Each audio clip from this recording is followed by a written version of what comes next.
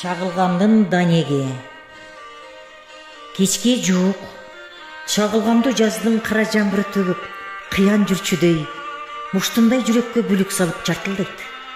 Аны саз келгенсеп, катуу шамал дарактарды алып жулуп, жер бетиндеги топурактуу кумдан куюн жасап алып учуп жүрөт. Бир гана жерене ордунан козголуп титирей ийселе, тоолор түзгө айланып, чөлдөр суусу мүрөк болуп, аккан зоокалы жайлоо айланчуудай, жомоктоо көрүнүш болгону тургандай. Атам замандан бери жер бетине бир чоң жаңылык келерде, жаратылыш мүнөзү миң түргө кубуларын уламыштардан угуп билгеним бар. Бүгүн тоо этегиндеги эчен жылдардан бери купуя сыйкыр күчү уктап жаткан чоң чийдин түбүнө чагылган түшкөндөй болду. Ал жөн чагылган эмес, асмандан кулап түшкөн чамгарактуу чагылгандын кызыл оту эле. Кештеги үрүл-бүрүлдүн туңгуюктуу кара көөдөй караңгылыгын чагылгандан жарк эткен жарык нуру курч кылычтай кесип өткөндө, ааламга жаңылык киргендей жер солк этти. Жалганчылар, эки жүздүүлөр, ушакчылар жашаган жалган дүйнөгө чындык, адилеттүүлүк, мээримдүүлүк, боорукерликтин түркүгү орной түшкөндөй, тирүүлүктүн кайталангыс нурлуу данеги жер эненин боюна бүткөндөн бетер жарк этти. Ал кечте ошо чоң чийдин түбүнө келгенде толгосу кармаган жаш келин көз жарган. Ошо жердин ээси чоң чаар жылан Наристени алыстан көзүн жумбай карап турду. Наристенин жүзүн көз жашы менен жаз жамгыры жууп жатты. Жаны кыйналган жаш келиндин капарында эч нерсе жок. Ал болгону эне болгонуна эле бактылуу болчу. Жаздын кара жамгыры төгүп турган маалда арабачан кара киши келип Наристе менен келинди алып кетти. Ошо күндөн тартып жердин ээси өзүнүн өкүмүн жүргүзө баштады. Мурда малга көрүнчү экен. Эми адам баласына көрүнүп, аны көргөндөр бир күнгө жетпей жок жерден кырсык болуп кетип, жан таслим болуп башташты. Арадан жылдар өтүп билинбей, чагылгандуу жаздын кара жамгырында көз жарганы мыркай 10 жашка келип калган маал эле.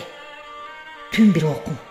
Сыртта аба ырайы буркан шаркан түшүп, негедир баягы чамгарактуу чагылган кайрадан ааламды жарык нуру менен жаркылдатып көчөдөн бирөөнү издеп жүргөнсүп аткан маалда эшик акырын такылдайт. Эшикти ачса, аппак сакалы төшүнө жайылган, карылык таягын таянган, өң өчкөн эски чепкен, эски тебетей кийген жолоочу экен. Үйдүн эси ал кишини жылуу сөз менен төргө алды. Кириңиз, кириңиз. Чагылгандуу караңгы түндө кайдан келатасыз, карыя? Мен бүгүн силерге кудай конокмун. Барчу жерим алыс. Негедир силердин үйдөн бир купуя сырдуу нур көрүп, жүрөгүм силердин үйүңөргө тартып, түнөп кетейин деп атымдын башын буруп кайрылып калдым. Эгер жаман көрбөсөңүз, түнөсөм болобу? Албетте, сиздей кудай конок конуп кетсе, үйүмө көктөн издегеним жерден табылгандай, үйүмө кут конот. Тасмал жайылып, көпкө коорушуп отурушту.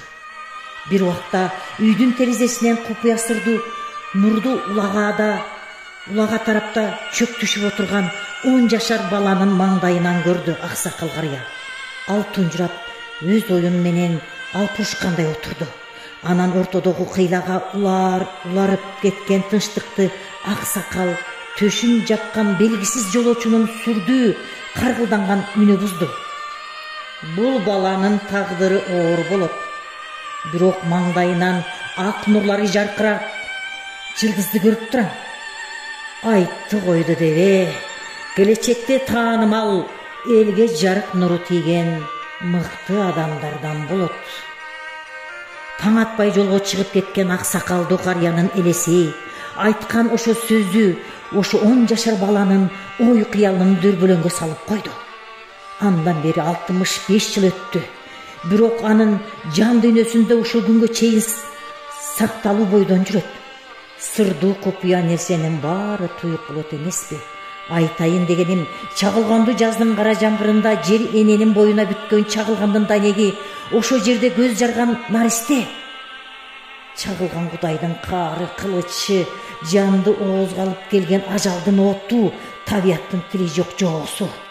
Бирок ошондой апааттуу нерсенин данегинен бирок муш кереметтин өсүп чыгышы жаратканын айтып бүткүс кудуреттүүлүгү экен. Ошол чагылгандуу талаада жалгыз түп чийдин түбүндө төрөлүп, кара чар жыландын назарына илинген, кийин 10 жашка келип калган учурунда апакай сакалынан кут төгүлгөн белгисиз жолоочу, саамайынан нур көргөн бала Мусакын Сатыбалдиев эле. Ал азыркы учурда уюткулу улуу журттун белгилүү жазуучусу, калдайган калың кыргыз элинин сыймыктанган инсан, акын, котормочу, 170тен ашкан китептердин редактору, кыргыз адабият маданиятына ат көтөргүс салым кошкон, тарыхта аты алтын тамга менен жазылып калчу асыл адам.